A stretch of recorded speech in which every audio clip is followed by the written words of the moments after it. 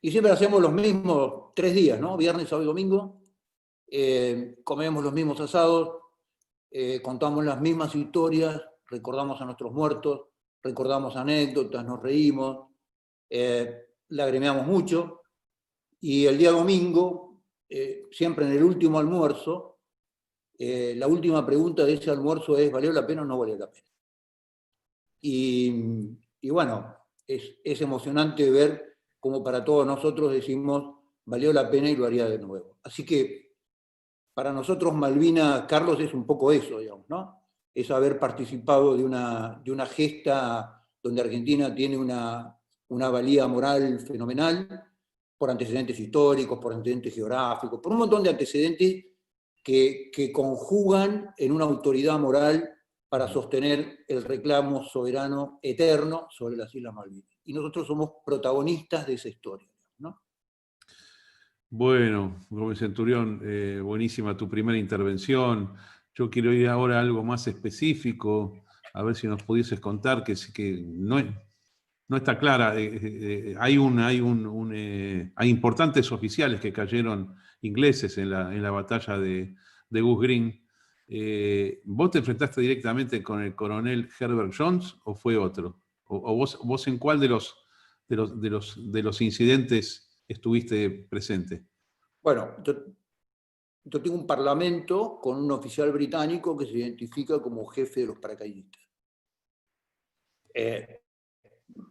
Tengo un parlamento que termina en forma infructuosa, ese oficial muere, yo lo ato. Y Pero ese no fue Herbert Jones, ese bueno, fue otro. no sabemos, hay No británicos que sabes. dicen que sí, otros que no. Está bien. A lo largo del tiempo, cuando yo vuelvo a Argentina, me empiezo a dar entrevistas, yo hablé de Malvinas desde que volví de Malvinas. Mucho tiempo, Carlos, por ese fenómeno que se llamó desmalvinización, estuvo casi prohibido.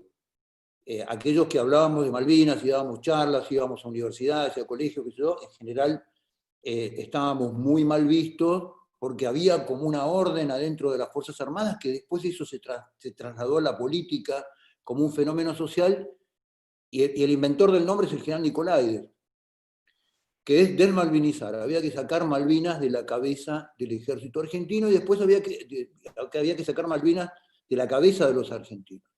Y esto a lo largo del tiempo este intento de sacar de la cabeza Malvinas, le instaló en el corazón de los argentinos. Bueno, cuando yo empiezo a hablar, doy charlas, escribo libros y qué sé yo, aparece una versión británica diciendo que Herbert Jones había muerto 2 horas antes y en otro combate muy cercano a 850 metros de donde yo combatí. Con lo cual, yo cuando era prisionero de guerra, yo fui a recoger a mis muertos. Yo tuve el honor de ser uno de los pocos oficiales argentinos que el día 6 de junio tuve la oportunidad de enterrar a mis muertos.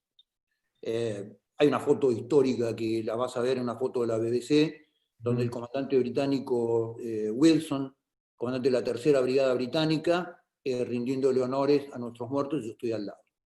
Y cuando yo recogía a mis muertos, los recogía con paracaidistas británicos. Los paracaidistas británicos me referían que ahí había muerto el teniente Donald John. Bueno, después en la historia dijeron, hay 2 versiones, que murió en un lado, después que murió en el otro, pero Claro. la verdad que es un tema absolutamente episódico, digamos, porque la guerra no es una aventura de caza, digamos, ¿no? Y los soldados no nos valoramos de conocer a las personas que tuvimos que abatir, digamos, con lo cual pasó eso en forma absolutamente episódica. Vos cuando se produjo el desembarco en San Carlos el 21 de mayo, desde el punto de vista militar te pregunto, ¿sentiste que la guerra era reversible o el hecho de la cabecera de playa era algo que no debía haber ocurrido para mantener la posibilidad de victoria argentina? Mira, Carlos, tu pregunta es extraordinaria, porque yo siempre digo que en Malvinas hubo mucha gente, sobre todo los que teníamos formación militar y habíamos leído la historia de la guerra a lo largo de miles de años, sabíamos que una isla, desde la guerra del Peloponeso hasta la campaña del Pacífico, se defiende en el mar, con el control del mar o el control del aire, y el control del aire. Nosotros sabíamos que en Malvinas no teníamos el control del mar, y que la Fuerza Aérea tenía tiempos muy limitados de intervención de 5 minutos por un tema de combustible, con lo cual no teníamos control aéreo las 24 horas. Una isla no se defiende desde tierra, se defiende desde el mar y se defiende desde el aire. Con lo cual sabíamos que el día que el enemigo hiciera cabeza de playa, la suerte era una cuestión de tiempo. Podíamos ver cuántos muertos juntábamos, pero era irreversible la situación desde el punto de vista operacional. O sea que la guerra tiene como dos dimensiones, lo estratégico y lo táctico. Todo el esfuerzo táctico no puede revertir una situación estratégica. Es la situación estratégica la que condiciona el fenómeno táctico. Con lo cual el 21 de mayo, que nosotros no teníamos noticia que se había consolidado el 21, pero cuando el día 23, 24 de mayo vimos que se había consolidado la cabeza de playa, sabíamos que era una cuestión de tiempo, una cuestión de morir por la camiseta. Y mucha gente Ahora hay algunas teorías militares inglesas, inclusive yo mismo he hablado con oficiales ingleses, tanto en Inglaterra como en Malvinas, que ellos se veían perdidos, y ellos, después del hundimiento del Atlantic Conveyor, algunos dicen que quizás si Argentina resistía 48 horas más, ellos se quedaban sin municiones. ¿Es correcto esto o es una exageración? ¿Es una debilidad que el otro lado te presenta, no sé, para quedar bien o porque genuinamente lo sienten? No, para quedar bien, yo creo que eso también le da un tinte dramático a la campaña, digamos, pero el hundimiento del Atlantic Conveyor fue una pérdida muy importante. La Fuerza Aérea paliza la flota histórica que no se lo había generado ni en la Segunda Guerra Mundial la Luftwaffe alemana, digamos, ¿no? Esto es concreto y es un dato histórico. Ahora, cuando Estados Unidos le cede la base de Ascensión, a ver, la campaña británica era una campaña de 13.500 millas marinas con una logística de abastecimiento que era imposible de concebir en la Ascensión. Por ahí la Ascensión está casi a mitad del camino entre Southampton, en Gran Bretaña, y las Islas Malvinas, te permitía hacer inclusive un puente aéreo desde Europa o desde el norte de África para generar una base de abastecimiento en Ascensión. Entonces, Gran Bretaña tenía un canal de abastecimiento que era la mitad de largo de lo que hubiera sido si hubiera tenido que abastecer desde Gran Bretaña. Con lo cual, el Atlantic Conveyor lo único que hizo fue dificultar significativamente la campaña, pero no generar una situación que era irreversible. Cuando se consolida la cabeza de playa el 22-23 de mayo, a pesar del esfuerzo de la Fuerza Aérea atacando la cabeza de playa, es más, en la cabeza de playa fue atacado por la Fuerza Aérea el puesto de comando de Jeremy Moore. Esto está contado en el libro No Pen, de Sandy Woodward, que era el comandante de toda la fuerza de tarea. Pero es una situación irreversible. Y acá te quería ir con esto, Carlos. Mucha gente que murió en Malvinas sabía que estaban muriendo por la camiseta. Y no es lo mismo morir por la camiseta que morir con la posibilidad de un resultado concreto. A partir del momento de la cabeza de playa, todos sabíamos que era una cuestión de tiempo y que estábamos dando nuestra vida para ganar tiempo. Perfecto. ¿Vos cuándo llegaste a Puerto Argentino? ¿El 14, el 15? ¿O estabas de antes? ¿O vos estuviste prisionero? Claro, vos estuviste prisionero, claro. Sí, ¿Cuándo llegué a Puerto Argentino? ¿Cuándo? Yo llegué el 2 de abril a Puerto Argentino. El 2 de abril, perfecto, perfecto. Yo tuve el honor de participar de la Fuerza de Tarea Anfibias en la recuperación de las islas. El 2 de abril, perfecto. Momento. Decime una cosa, sí, impresionante. ¿Y vos, cuál era tu sensación como soldado? ¿Que esto era una ocupación pequeña para negociar o que iba a ser una guerra directa con Inglaterra? No, muy interesante tu punto. Nuestra orden de operaciones, yo salí de mi guarnición en secreto el día 26 de marzo. Y mi regimiento desembarcaba con la Armada, parte con la Armada, y después todo el resto del 2 de abril a través de una operación de transportada con Fuerza Aérea. Mi regimiento en la orden de operaciones, la Fuerza de Tarea Anfibia se replegaba en buque y nosotros quedábamos a cargo de Puerto Argentino y a cargo de las islas, y se suponía, el presupuesto con el cual se hace la operación de recuperación de las islas es que Gran Bretaña iba a ser forzada a negociar en forma bilateral, primer punto, y segundo, que en el Consejo de Seguridad se iba a vetar, Consejo de Seguridad de Naciones Unidas, cualquier intención de Gran Bretaña de intervenir militarmente en las islas. Y esto ocurre el 7 de abril, en la reunión del Consejo de 501. Seguridad. No hay veto soviético a la intervención de Gran Bretaña, y Gran Bretaña, el Consejo de Seguridad emite la resolución 502, que le imponía a Argentina replegar militarmente de las Islas Malvinas, y autorizaba a Gran Bretaña la intervención. Siempre me pregunto si Argentina estuvo en comunicaciones con Moscú para conseguir el veto. Me da la impresión que no se trabajó bien ese punto, no sé. A ver, Argentina estaba vinculada a la Unión Soviética desde el año 78. ¿Por qué? Porque en el año 78 la Argentina tiene un crack productivo y tiene un problema que no logra ni sembrar ni recolectar el trigo necesario para darle comer al pueblo ruso. Y sufre un bloqueo internacional llevado a cabo por el gobierno en ese momento de Carter, y el único país que le vende trigo a la Unión Soviética es Argentina. Argentina lo provee de trigo. Yo me acuerdo, yo era cadete del Colegio Militar, y nosotros hemos recibido a la delegación soviética del agregado militar, por ejemplo, en el Colegio Militar. Esto no es menor. ¿Por qué? Porque yo calculo que Costa Méndez, que era un gran conocedor de Naciones Unidas, no sé si has leído las memorias de Nicanor Costa Méndez, son muy interesantes, muy interesantes. Costa Méndez entendía el fenómeno de Malvinas muy parecido a dos casos testigos que había habido antes en el mundo. Uno era en el año 56, cuando Nasser nacionaliza el canal de Suez en Egipto, y Francia y Gran Bretaña, que eran los dueños de alguna manera de la empresa que administraba el canal de Suez, intervienen militarmente y la Unión Soviética los obliga a replegar. Y el otro caso es el caso de Goas, en la India, un pequeño territorio portugués, toman los hindúes en el año 58, y cuando quiere intervenir Portugal, de nuevo, la Unión Soviética y el Consejo de Seguridad de las Naciones Unidas le impiden a Portugal intervenir militarmente. Entonces, estos eran como los dos casos testigos de esta operación militar diplomática en Malvinas para generar un modelo de negociación bilateral que en 150 años Gran Bretaña había negado. Y el otro punto, Carlos, muy interesante, bueno, discúlpame que me extienda, no sé cuál es el... No, por favor.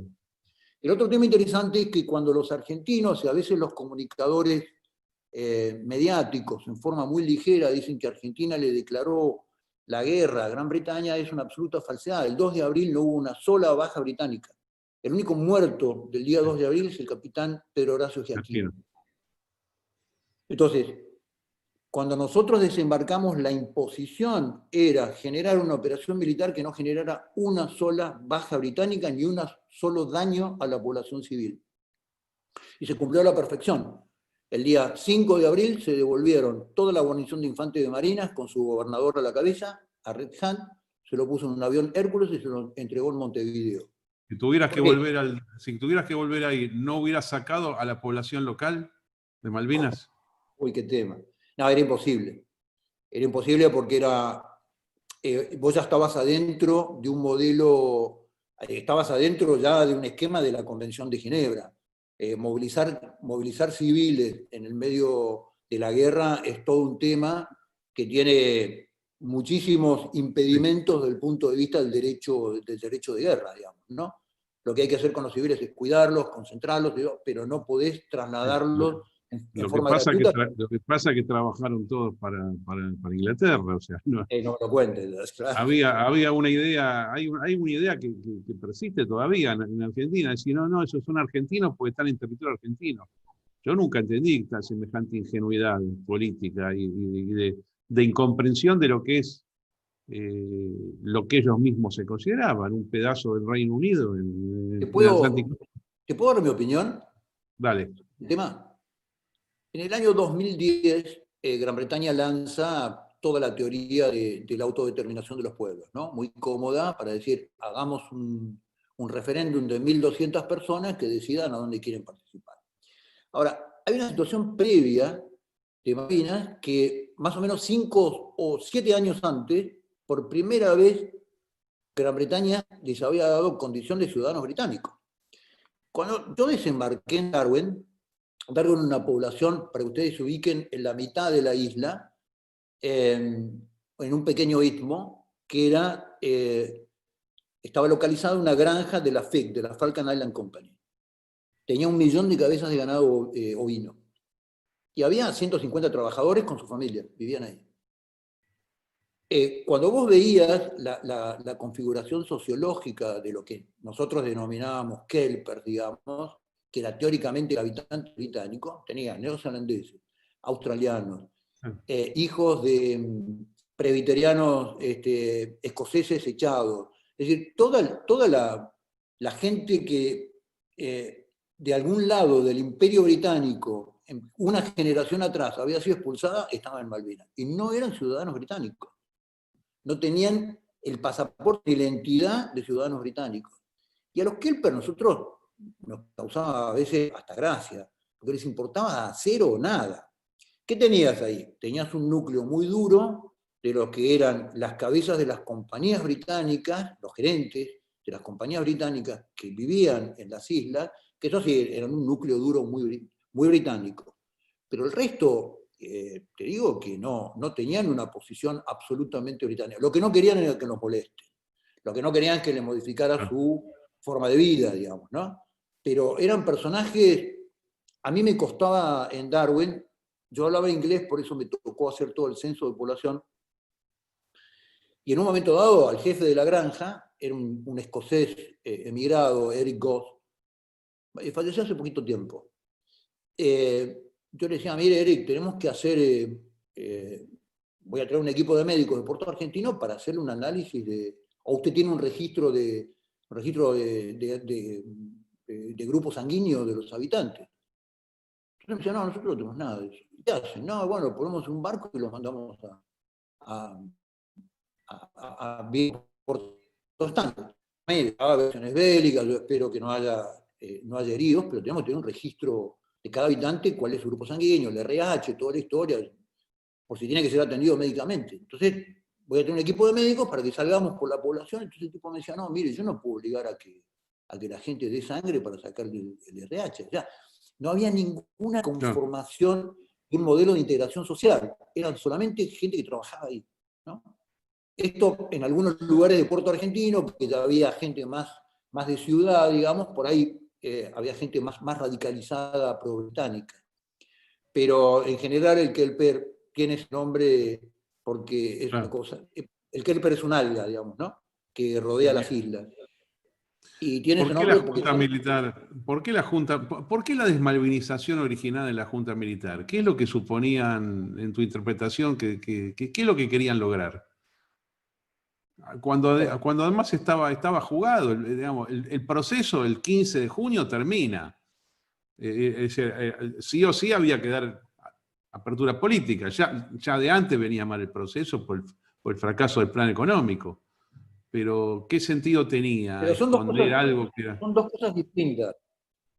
Nosotros tomamos todos los temas en general en Argentina en forma endógena, ¿no? Porque los argentinos siempre somos el centro del mundo. Entonces, todo lo que pasa nosotros lo atribuimos a conductas propias. Malvinas es un tema trascendente en la Argentina y es un tema trascendente en el mundo. Sobre todo en un gobierno como el de Margaret Thatcher, que tenía una política de confrontación con los Estados Unidos muy severa por varios temas. Uno de los temas más importantes era las inversiones británicas en la Unión Soviética por el tema de los gasoductos y el tema de los oleoductos, que eran capitales británicos. Hay un hecho significativo, Carlos. No sé si has leído las memorias de Alexander Haig, que era el secretario de Estado americano, que vino 2 veces a la Argentina. Las memorias de Haig son muy, muy importantes porque él relata que la primera semana de diciembre, cuando él va a hablar a Margaret Thatcher en forma bastante airada por el tema de las inversiones británicas en la Unión Soviética, la estrategia de Estados Unidos con la Unión Soviética era el derrumbe económico-comercial, digamos, ¿no? Con lo cual, lo que querían era cercar desde el punto de vista económico a la Unión Soviética. Y Alexander Haig dice que tiene una reunión muy mala con Margaret Thatcher, hasta en malos términos, digamos, ¿no? Entonces, digamos, la guerra de Malvinas a Gran Bretaña le significa un golpe enorme dentro de la NATO, dentro de la Comunidad Europea, y yo creo que una vez que arregla la base de Asunción y acomoda sus relaciones con los Estados Unidos, por ejemplo, la apertura de los arsenales de la NATO para la Fuerza Aérea Británica, la Fuerza Aérea Británica cumplió su misión con un misil famoso, ultra nuevo en ese momento, que eran los Sidewinder, que eran los primeros misiles inteligentes que era de tire y olvide, digamos, ¿no? Porque buscaban solo el blanco. Esto generaba una superioridad en el combate aéreo fenomenal. Cuando Gran Bretaña cierra su tema con los Estados Unidos bajan línea en la Argentina, empiezan a volver este tema para atrás, y Argentina paga durante muchos años la osadía de haber defendido su territorio. Los pactos de Madrid del 94, a ver, cierto proceso de gestión de la política hacia las Fuerzas Armadas tiene que ver con un modelo que también aceptó la derrota de Malvinas y contribuyó a la derrota de Malvinas, digamos, ¿no? Con lo cual me parece que a partir, bastante antes del 14, yo creo que fines de mayo ya empieza a trabajar una línea política desde afuera en la República Argentina que empezó a decir, levanten el caballo. Y claro, Nicolaides lo expresó con toda brutalidad, este tema de la desmalvinización, pero significaba sacar a Malvinas de la cabeza y de la agenda de la Argentina, definitivamente. Argentina fue, después de la guerra de Malvinas, fue desarmada. Cuando hoy nosotros miramos nuestras Fuerzas Armadas y nuestro esquema de defensa, lo que nos damos cuenta es que a lo largo de 30 años la Argentina fue desactivada, desde el punto de vista geopolítico, desde el punto de vista estratégico. Bueno, yo te quiero compartir con vos una reflexión. En la historia hay muchos países que, siendo atacados o siendo los iniciadores de un conflicto, salen derrotados, militarmente derrotados. Pero no necesariamente eso implica una derrota política. Muchas veces tenés una derrota militar aparente y tenés no tanta derrota política. Y lo que sí yo noto que cuando un país, especialmente un país que no era potencia como el nuestro, lleva a cabo semejante hazaña desde el punto de vista militar, siendo tan inferior a una superpotencia, a una potencia nuclear, con el veto en el Consejo de Seguridad de la ONU, la consideración mundial hacia un país como Argentina fue, o por lo menos debió haber sido, si nosotros nos manejamos de otra manera, como diciendo, guarda con estos tipos. Ok, tenían a la Junta Militar, tenían un proceso, pero fueron a la guerra, el país fue a la guerra. Entonces vos subís de categoría en la consideración internacional. No es que bajás, es si pasás a ser un país que se anima a hacer cosas que no todo el mundo hace. Y a mí me parece que esto no se pudo explotar. Vos quizás estés de acuerdo o no con lo que yo te digo, que no se pudo explotar porque nosotros mismos somos los que no estuvimos orgullosos de la hazaña de las Malvinas. Este es el tema. ¿O acaso no estaba Argentina como para sentarse en la mesa de los países más importantes del mundo? Después de Malvinas, inclusive con ese resultado. Así lo veo yo. Pero obviamente, pero todo depende de su clase dirigente. Claro, exactamente. Fíjate vos que nosotros en el año 83, 84, 85, esta es una crítica histórica, digamos, ¿no? Argentina cancela su proyecto de nación, un proyecto de nación que mal o bien a las patadas, a los golpes, y con algunas cosas con mucho éxito había funcionado por 150 años. ¿Sabés quién inventa el término victoria moral? Viste que nosotros en los seleccionados durante años decían el seleccionado argentino tuvo la victoria moral. ¿Sabés quién inventa el término ese?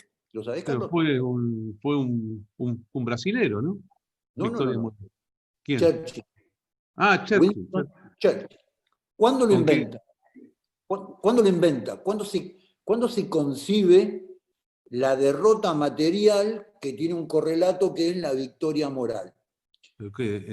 Con Dunkerque. Con Dunkerque, exactamente. Claro. Cuando los alemanes tenían cercado al ejército británico en Dunkerque más de 250.000 hombres, que era el ejército terrestre de Gran Bretaña, y no tenía más. Y estaban a punto de ser aniquilados o caer prisioneros. Churchill, recién elegido primer ministro, el tipo le dice a la flota británica, miren, vayan y rescátenlos, sáquenlos de Dunkerque y tráiganlos. Estamos hablando de un recorrido de 250 kilómetros, y vuelta. Y el almirante de la flota le dice, no, mire, si nosotros nos metemos en los puertos de Dunkerque, van a hundir la flota. con lo cual nosotros no lo podemos hacer. Entonces Churchill inventa, con un modelo genial de enardecer la moral británica, y hace todo un llamado a barcos particulares para que crucen el canal y vayan a buscar soldados en Dunkerque. Y rescata el 70% del ejército de tierra, y eso le da a Gran Bretaña la victoria, a una Inglaterra derrotada, le da la victoria moral para poder encarar lo que seguía en la guerra. A pesar de que el resultado material había sido terriblemente desfavorable para Gran Bretaña, la agudeza mental de Churchill lo transforma e inventa este fenómeno de la victoria moral. Entonces yo comparto con vos, digamos, lo digo esto realmente reafirmando lo que vos decís. La derrota material no siempre tiene que tener como resultado una derrota moral. Lo que la Argentina tuvo fue una derrota moral.